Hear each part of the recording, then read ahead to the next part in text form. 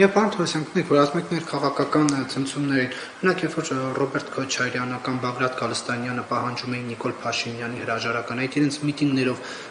խանգարում էին աղքատության ցուցանիշը նվազեցնելուն։ Իհարկե խանգարում էին,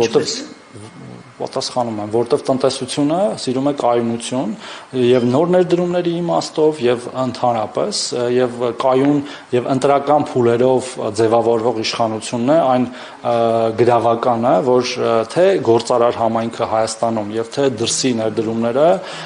ունենալու են վստահություն, որ այդ կայունությունը շարունակվելու է եւ մենք հիմա փաստացի ըստ էության երկար տարիներից հետո ունենալու ենք առաջին անգամ հերթական ընտրություններ, ինչը շատ կարևոր է եւ այդ կայունությունը ապահովելու եւ շարունակականությունը ապահովելու առումով եւ այդ ամեն ինչը համանվել է նաեւ այլ ճգնաժամերով, գիտեք, նույն այդ ներքաղաքական վիճակի ժամանակ եղել է առաջի հարձակումը մեր սուվերեն տարածքի վրա 21 թվականի մայիսին, երբ որ կառավարությունն նաեւ հրաժարական